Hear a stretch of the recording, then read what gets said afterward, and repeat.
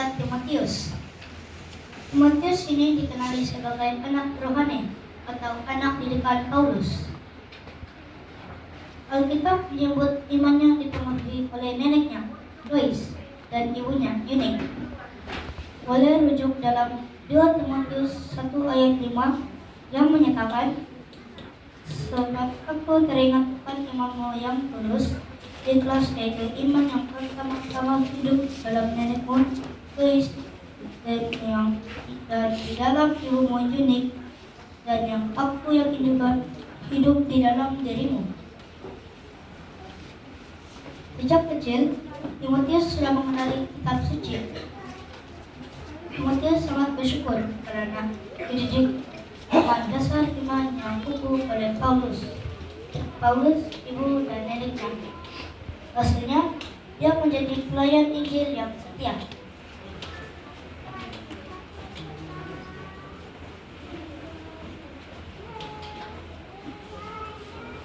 Tokoh kedua, Samuel. Hana adalah ibu Samuel, seorang yang kuat iman dan berdoa bersungguh-sungguh untuk mendapatkan Samuel. Ada dinyatakan dalam 1 Samuel 1 ayat 27 sampai 28. Balik kemana nanti kamu baca Setelah lahir, Samuel dididik untuk mengenali Tuhan dan dipersembahkan kepada pelayan di rumah Tuhan. Sepanjang hidupnya, Samuel bersyukur dengan menunjukkan ketaatan dan kesetiaan karena dasar didikan ibu bapanya dan iman Eli.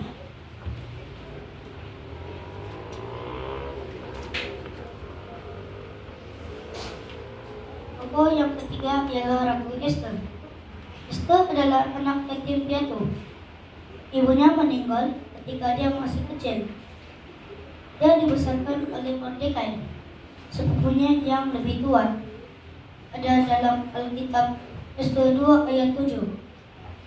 Mordekai bukan sahaja menjaga Ratu Esther, tapi dia mendidik seperti anaknya sendiri, memberi asas iman, kebijaksanaan, dan ketaatan kepada Tuhan.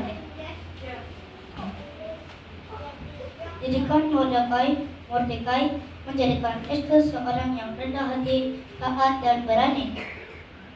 Contohnya, dia menurut nasihat Mordekai untuk tidak segera mendedahkan bangsanya. Ada dalam Esther 2 ayat 10. Sikap Esther yang sentiasa taat dan hormat juga sanggup berkorban menyelamatkan bangsanya, walaupun nyawanya sendiri terancam, menunjukkan dia mempunyai hati yang bersyukur.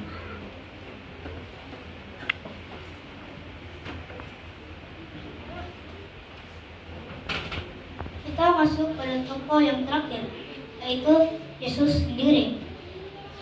Walaupun Yesus adalah anak Allah, tapi dia dididik oleh ibu bapanya, Yusuf dan Maria, sejak kecil. Dalam Lukas 2 ayat 51 sampai 52 menyatakan, Yesus taat kepada ibu bapanya dan bertumbuh dalam hikmat fisikal dan kasih karunia. Yesus menunjukkan sikap bersyukur dengan 4 cara. Pertama, hidup taat. Kedua, suka membantu ibu bapa. Ketiga, menghormati ibu bapa. Keempat, menjaga ibu bapanya sampai akhir hidupnya. Mari kita tengok bagaimana Yesus bersyukur dengan hidup taat. Dalam Lukas 2 ayat 51 menyatakan, Yesus dan ibu bapanya bersama-sama pulang ke Nazaret dan hidup dalam pasukan mereka.